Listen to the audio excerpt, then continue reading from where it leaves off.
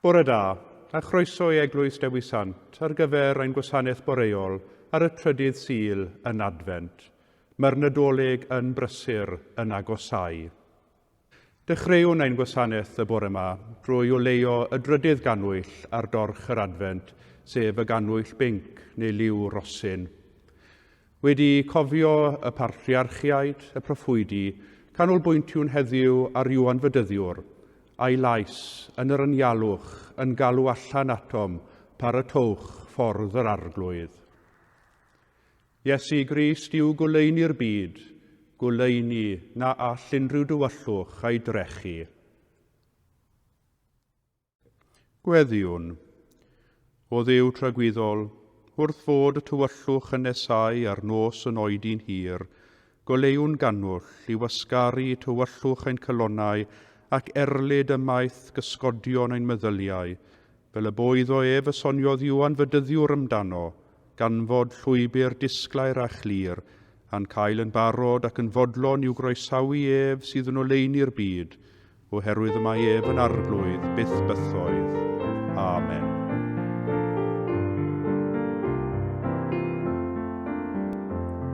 Mae'n dod, mae'r brenin yn dod, croesawn ef, a'r brenin y gogoniant yw o'r sefnef. Mae'n dod, ef yw brenin ef. Mae'n dod, awn ni mewn i'w dair na sef. I'r galon friw mae eiriau yn fal, mae'r caiff yn rhydd. Fe glyw y byddar dawnsia'r cloth ar dall wel y ddyr. Mae'n dod, ef yw brenin nef, ef yw brenin nef. Mae'n dod, awn i'w mewn i'w dair na sef. Y sawl sydd yn galaru nawr mewn poen a chyr, bydd chwerthin a llawenydd mawr i'r rhain rhyw ddyr. Mae'n dod, ef yw brenin nef, ef yw brenin nef. Mae'n dod, awn i'w mewn i'w dair na sef. Dewch bobl gyda ni, fol i brenin nef, gorseddau'r diwiau ffig ddinistrir gan ddo heb. Mae'n dod, ef yw brenin nef, ef yw brenin nef. Mae'n dod, awn i'w mewn i'w dair na sef.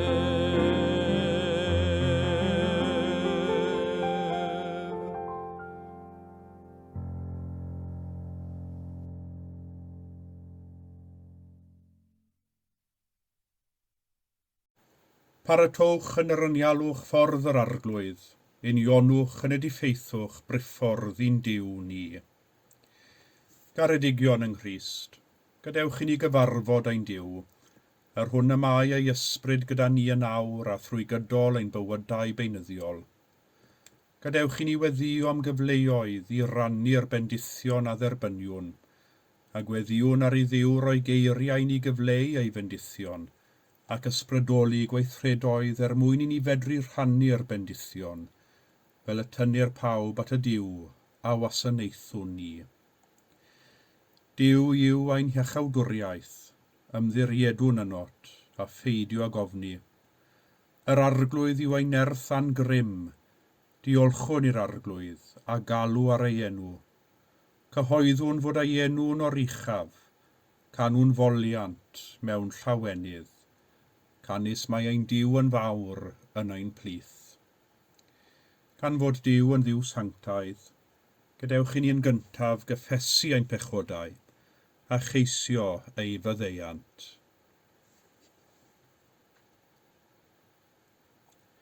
Dduw graslon, yn ymwybodol nad ydym yn cael popeth yn iawn bob amser, gofynnwn am dy fyddeiant. Yn ymwybodol ein bod yn fodlon pan allem fod yn fentrus, gofynnwn am dy ddewrder. Yn ymwybodol nad ydym yn ei chael yn hawdd i newid, gofynnwn am dy ras. Ffurfia ac ail ffurfia ni ddydd ar ôl dydd, fel dy disgyblion ac erdo goniant, trwy Iesu Grist ein harglwydd. Amen. Yr holl alluog Dduw sy'n maddau i bawb sy'n wir a difeiriol, a drigyrhau wrthych a chryddhau o bechod, a'ch cadarnhau mewn daioni, a'ch cadw yn y bywyd tragwyddol, trwy Iesu Grist ein harglwydd. Amen. A'r colect ar gyfer y trydydd Sul yn yr Adfent. Gweddiwn. O arglwydd Iesu Grist, anfonais dy genhadwr ar dy ddyfodiad cyntaf i baratoi dy ffordd o'th flaen.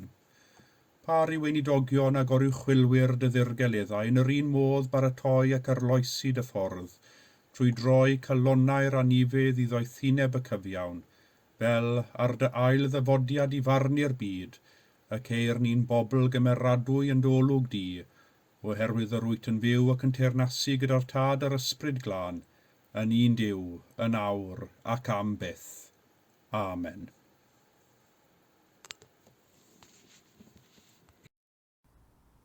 Y colect ar gyfer y trydydd Sul yn Adfent. Gweddiwn. O arglwydd Iesu Grist, anfonais dy genhadwr ar dy ddyfodiad cyntaf i baratoi dy ffordd o'th flaen. Par i weinidogion ag oruchwylwyr dy ddirgeleddau yn yr un modd baratoi ac arloesi dy ffordd, trwy droi calonnau'r anifydd i ddoethineb y cyfiawn, fel ar dy ail ddyfodiad i farnu'r byd, ac eir ni'n bobl gymeradwy yn dy olwg di, oherwydd yr wyt yn fyw ac yn teyrnasu gyda'r tad ar ysbryd glân, yn un Duw, yn awr ac am byth. Amen. Llawenhewch yn yr arglwydd bob amser. Fe dwedaf eto, llawenhewch. Bydded eich hynawsedd yn hysbys i bob dyn. Mae'r arglwydd yn agos. Peidiwch â phryderu am ddim, ond ym mhob peth gwneler eich defysiadau yn hysbys i Dduw trwy weddi ac ymbil, ynghyd â diolchgarwch. A bydd tangnefydd Duw sydd goruwch, pob diall, yn gwarchod dros eich calonnau a'ch meddyliau yng Nghrist Iesu. Gwrandewch Efengil Crist yn ôl Sant gogoniant i ti o arglwydd.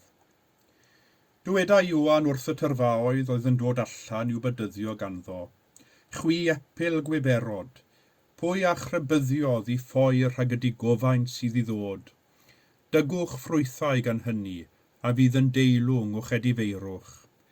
Peidiwch a dechrau dweud wrthych eich hunain, y mae gennym Abraham yn dad, oherwydd rwy'n dweud wrthych, y gall Duw godi plant i Abraham o'r cerrig hyn, ac y mae'r fwyell eisoes wrth wraidd y coed.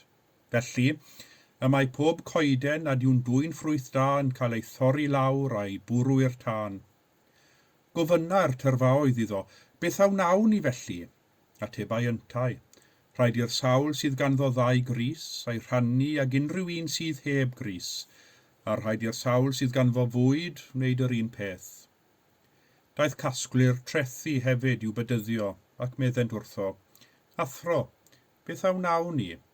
Meddai yntau wrthynt, peidiwch a mynnu dim mwy na'r swm a benwyd i chwi.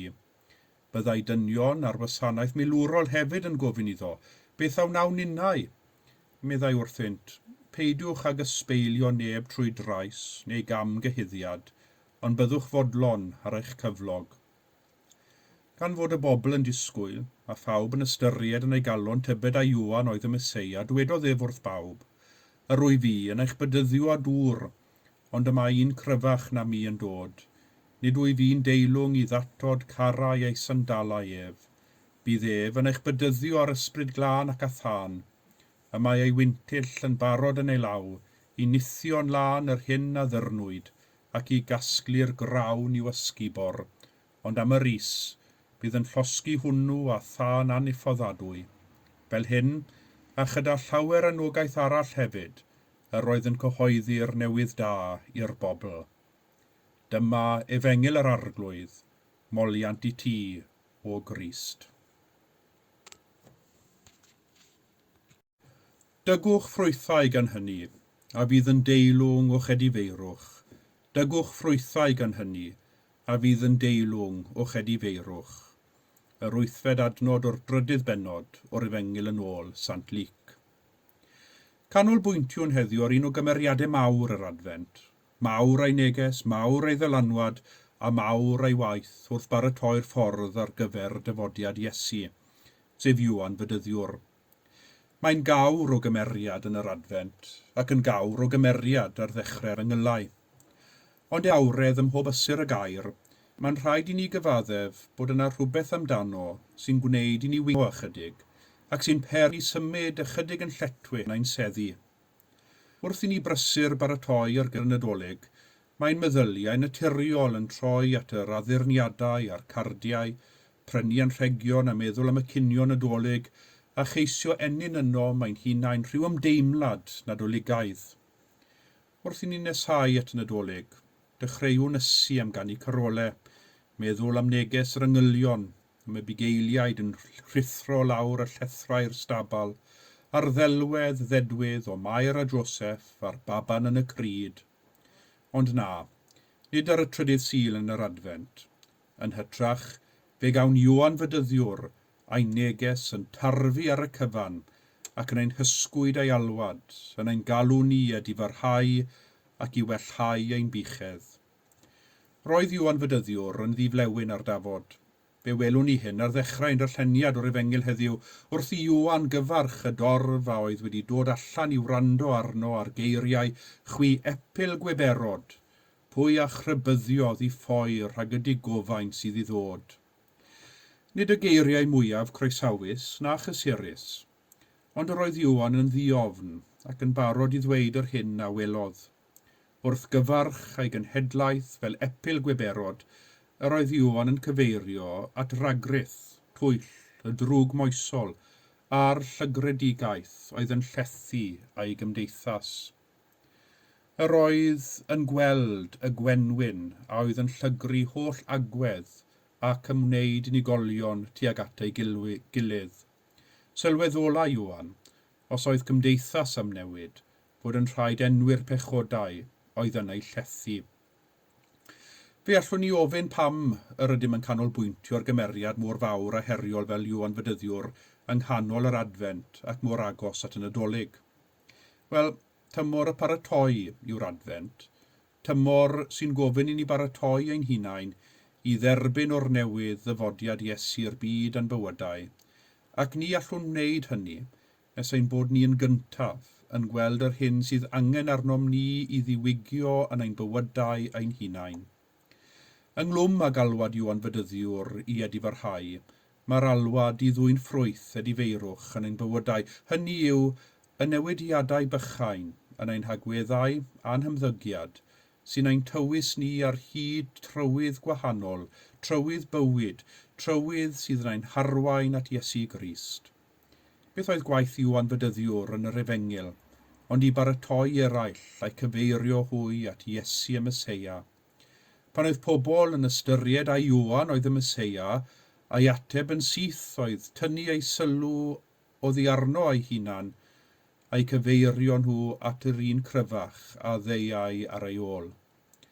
Yr wy fi, meddai Iwan, yn eich bydyddio a dŵr, ond yma un cryfach na mi yn dod, nid wy fi'n deilwng i ddatod carau a'i sandalau ef. Ond beth yw ystyr, ffrwyth edifeirwch, beth oedd Iwan Fedyddiwr yn ei olygu pan ddywedodd wrth y tyrfaoedd, dygwch ffrwythau gan hynny a fydd yn deilwng o chedifeirwch. Dwi'n credu bod Iwan yn gofyn i ni feiddio a bod yn wahanol. Gwahanol yn ein hagweddau tuag at eraill, gwahanol yn ein hymddygiad, gwahanol yn ein byw beunyddiol. Ystyriwch yr ystod o bobl a ddaeth at Iwan ar lannau'r Iorddonin a gofyn iddo, beth aw nawn ni felly? Sut allwn ni ddwy'n ffrwyth feirwch yn ein bywydau?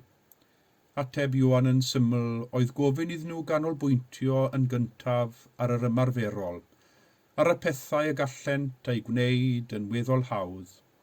Dywedodd wrth y tyrfa oedd, rhaid i'r sawl sydd ganddo ddau gris ei rhannu ag unrhyw un sydd heb gris, a rhaid i'r sawl sydd ganddo fwyd wneud yr un peth. Y mae ein gallu, a'n parodrwydd i rannu y da sydd gennym, yn dod o'n gallu gydymdeimlo ag anghenion eraill ac ymateb iddynt, a pha angen sydd yn fwy sylfaenol i gynnal bywyd dyn na bwyd a dillad. Wrth gwrs, mae rhannu, yn enwedig rhannu y pethau sylfaenol angenrheidiol, yn ffrwyno'r elfen hunanol honno sy'n perthyn i'r natur ddynol. Yn y weithred o rannu, yr ydym yn dangos gofal a chariad ymarferol tuag at eraill wrth i ni osod ei anghenion o flaen ein anghenion ein hunain. Y mae Iwan yn ein galw ni i feiddio a bod yn wahanol trwy osod eraill yn gyntaf. Yn ail, fe welwn ni y casglwyr trethu yn dod ato a gofyn iddo yn yr un modd. Beth aw nawn ninnau?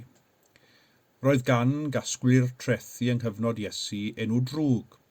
Roedd yn cael ei ystyried fel pobl digon anonest yn cymryd mantais o'i safle i wneud elw da iddynt ei hunain trwy gynyddu'r dreth yn ôl ei dymuniad.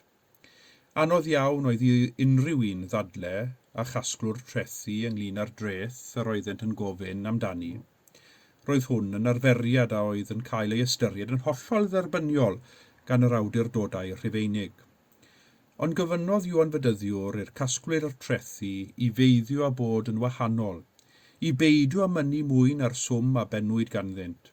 Buasai hyn wrth reswm wedi golygu tipyn o aberth i'r casglwyr trethu, a cholled yn ei hincwm, ond yna'r pris am fyw a gweithredu'n onest. I'r casglwyr trethu roedd meiddio a byw yn wahanol yn golygu gosod gonestrwydd o flaen elw, ac y mae ffrwyth ydi feirwch yn gofyn i ni fyw bywydau o wirionedd ac nid hunan les. Ac yna'n drydydd, fe welwn ni grŵp arall o bobl yn dod at Iwan, y tro hwn dynion ar wasanaeth milwrol ac yn gofyn iddo beth aw nawn ni. Dyma grŵp o bobl oedd mwy na thebyg wedi cael ei gonsgriptio i ymuno ar fyddin Rhufeinig a'i gwaith oedd cadw heddwch beth bynnag y gost. Ni ddywedodd Iwan wrthynt am adael y fyddin ar unwaith, yn hytrach gofynnodd iddynt feiddio a bod yn wahanol trwy fod yn egwyddorol yn ei gweithrediadau, i beidio a defnyddio ei safle i wneud bygythiadau treisgar mwyn codi braw ac ofn ar eraill, ond yn hytrach i gyflawni ei dyletswyddau yn heddychlon ac yn gyfreithlon. I'r milwyr hyn, roedd meiddio a byw yn wahanol, yn golygu gweld ym mhob un y ddynoliaeth a oedd yn gyffredin i bawb, a pharchu'r ddynoliaeth honno. Y mae ffrwyth ydi feirwch, yn gofyn i ni fyw'n heddychlon, gan barchu dynoliaeth ein gilydd fel plant Duw. Wrth gwrs, nid yw meiddio a byw yn wahanol yn hawdd. Cawn ein cyflyru gan ddisgwyliadau cymdeithas, neu bwysau o ddi wrth ein cyfoedion, neu'r awydd i fynd gyda'r llif, oherwydd bod hynny'n haws o lawer na cheisio nofio neu erbyn. Dyna un o'r resymau pam ei bod hi'n bwysig ein bod yn talu sylw i Iwan Fedyddiwr a'i neges yn yr adeg hon o'r flwyddyn. Roedd gan Iwan Fedyddiwr y gwroldeb i feiddio a bod yn wahanol, ac yn fwy na hynny, a roedd yn barod i ofyn i eraill feiddio a bod yn wahanol hefyd. Y mae Edi farhau yn gofyn i ni feiddio a bod yn wahanol, i feiddio i fod y gorau y gallwn ni fod, i fod yr hyn y mae Duw yn ein galw ni fod. Meiddio a bod yn wahanol, dyna yw ffrwyth a'n hedifeirwch. Trwy feiddio a gosod cariad yn sail i'n bywydau a bod yn hael wrth ni rannu, trwy feiddio gosod gonestrwydd a gwirionedd yn egwyddorion yn ymwneud ag eraill, a thrwy feiddio byw yn heddychlon gan barchu'r ddynoliaeth sydd yn perthyn i bawb y cyfarfyddwn â hwy. Trwy feiddio a gwneud y pethau hyn, yr ydym yn meiddio byw fel disgyblion Iesu Grist. Amen.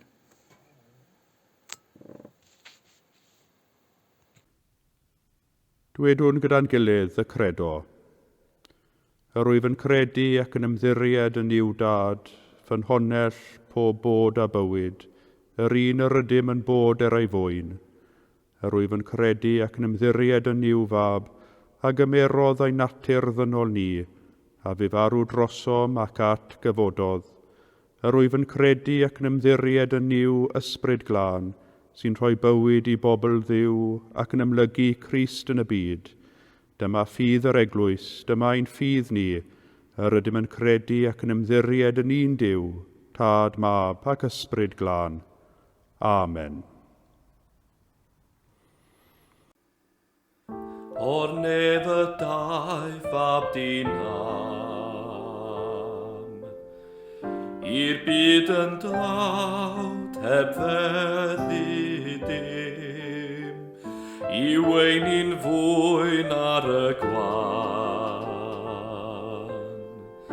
Ei fywyd roes i ni gael byw, hwn yw ein Duw, y brenin tlawd, fe'n geilw oll i'w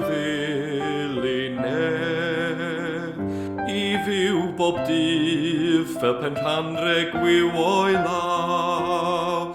Fe roddwn faw i'r brenin tlawd. Ei fagrau'n llu yn yr ar,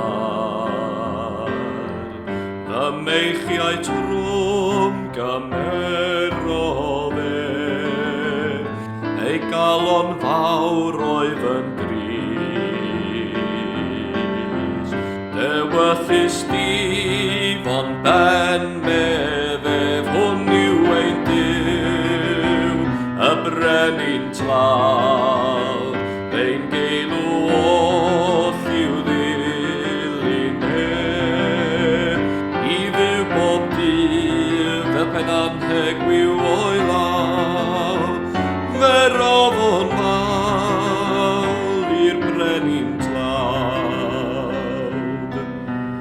Gwel fwyl o briw, gwel ei draed, ei greithiau'n braf o'i aberfdri, y dyner lawleddau boen,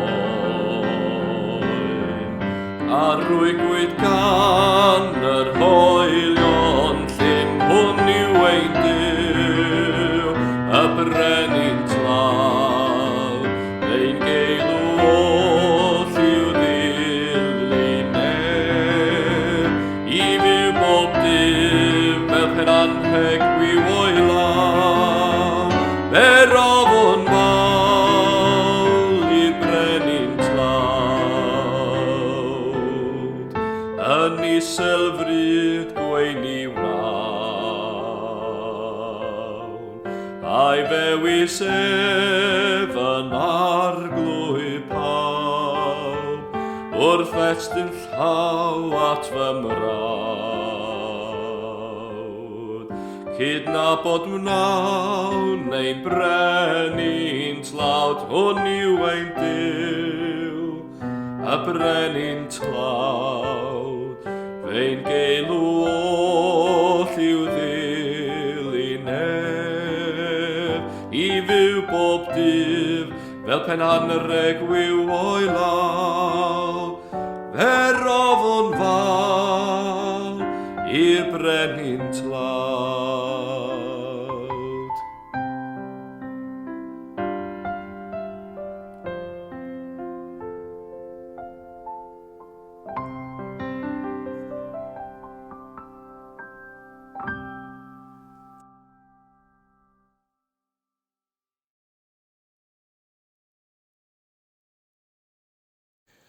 Gadewch i ni droi at Dduw mewn gweddi.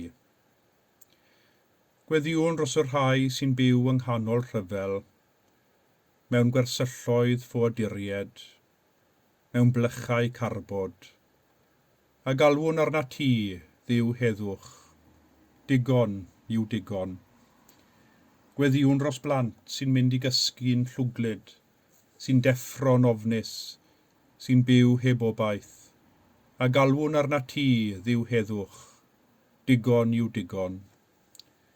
Gweddiwn dros anifeiliaid wedi ei hela, a'i ceithiwo a'i lladd, a galwwn arna ti, Dduw heddwch, digon yw digon. Gweddiwn dros dy fyd, ble mae'n ddifater, yn hunan fodlon, yn bechadurus, a galwwn arna ti, Dduw heddwch, digon yw digon. Gweddiwn dros yr rhai sydd wedi colli ei ffordd, y rhai sy'n chwilio, y rhai sy'n gofyn beth allwn wneud, a galwwn arna ti, Dduw heddwch, digon yw digon. Dduw grasol, tir dan nhw a ninnau, a'r creiad cyfan yn ôl atat ti, a chroesawa ni o'r newydd yn dy fab Iesu Grist, a'n gwaredwr. Amen. Gweddiwn gyda'n gilydd. Nefol dad, diolchwn i ti am ein cartrefi a'n teuluoedd, am fwyd a dillad, ac am bob hapusrwydd y gall rieni a phlant ei rannu.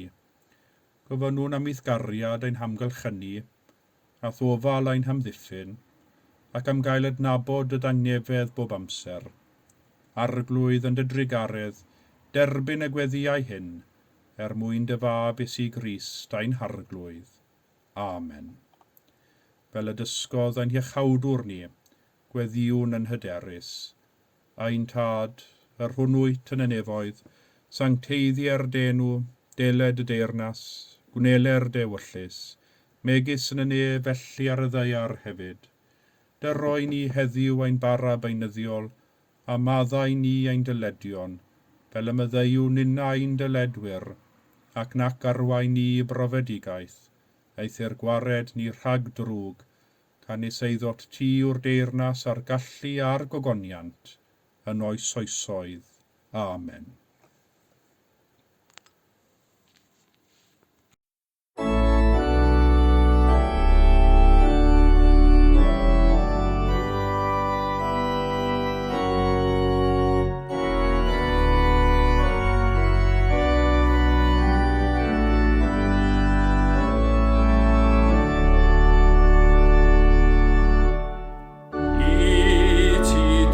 Menon fyw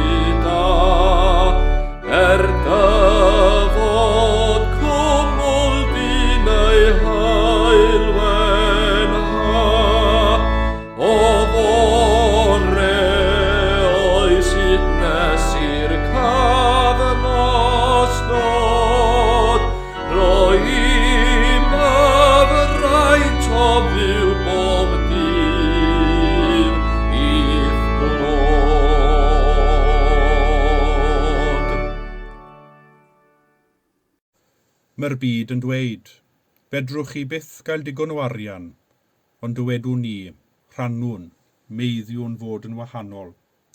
Mae'r byd yn dweud, fedrwch chi byth gael gormod o ddillad, ond dywedwn ni, rhannwn, meiddiwn fod yn wahanol. Mae'r byd yn dweud, nid yw digon byth wir yn ddigon, ond dywedwn ni, rhannwn, meiddiwn fod yn wahanol. Yn enw Iesu, rhannwn, meiddiwn fod yn wahanol. A bendith Duw holl alluog, y Tad y Mab a'r Ysbryd Glân, a fo'n eich plith ac a drigo gyda chwi yn wastad. Amen.